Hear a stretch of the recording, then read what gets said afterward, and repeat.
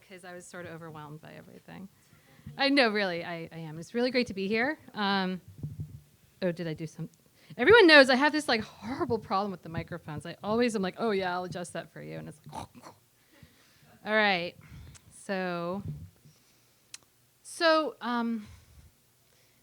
education is really, really important to me. I think it's up there with, once you got your food and your shelter, it's what you have to have. It's what makes life worth living. It's what makes us civilized. It's also what makes life fun.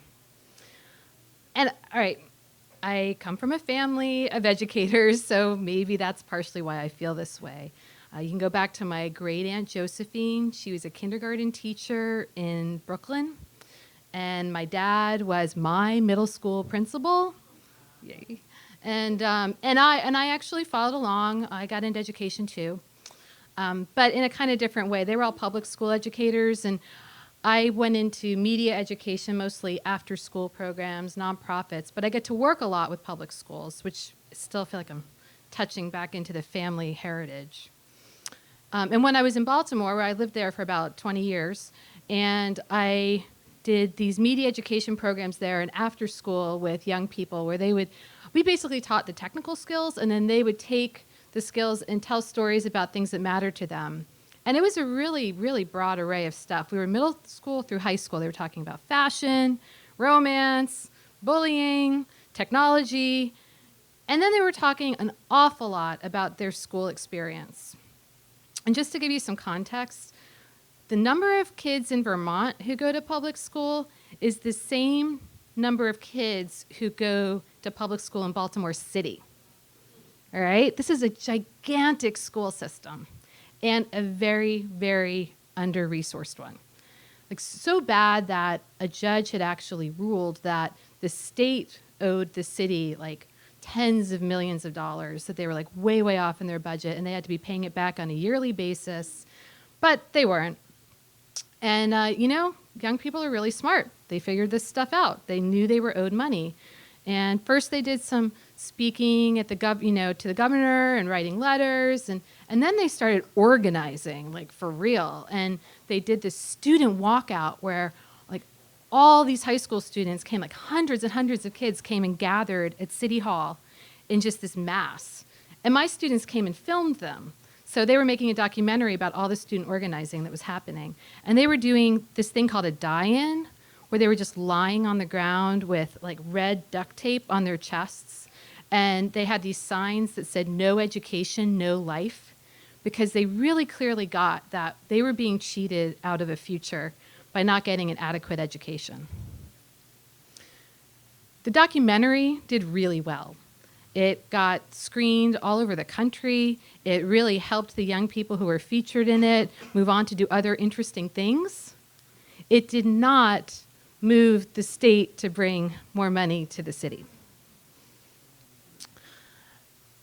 Years pass, I get old, my husband gets old, we realize maybe it's time to shift gears. We want to start a family, we want to be near some other family, so we move up to the Northeast, and we find this really amazing community where the schools are valued so much that they're in the top 10 in the state. And it just seems like this wonderful environment to start a family. I moved to South Burlington. Yeah. So I'm hearing some of you maybe read the newspaper or Facebook or Twitter or pretty much anything, or know someone, anyone, and you know that we've just voted down our school budget for the second time. And I mean, I literally don't have the words for that. Education to me is where you put your money, number one. And it gets me down. And sometimes I look at it and I go, gosh, it's just like Baltimore. And then I'm like, okay, calm down. It is not just like Baltimore. That was an under-resourced school system in an under-resourced city. This is one of the wealthiest cities in the state if you look at the census. Like, there's money here, there's a lot going on here. The students are going to be all right. But the thing that's the same is that there were some adults in Baltimore who made it really clear that education and young people were not their priority. And there are some adults in South Burlington who are right now doing the same thing. And in both cases, the young people totally know it. And you know, the good thing is that like learning happens kind of no matter what. All those young people in Baltimore who'd never got the great funding, like a lot of them are doing amazing things. Some of my former students are filmmakers, some of them are teachers. One of those guys I know is doing national organizing. This stuff really pays off. But I think that these lessons, you know, about how we behave and how we treat each other are really going to matter down the road. So I'm crossing my fingers that the third budget that gets approved and people vote yes. And then, you know, we can focus on the big things like our gigantic crime problem. Thanks.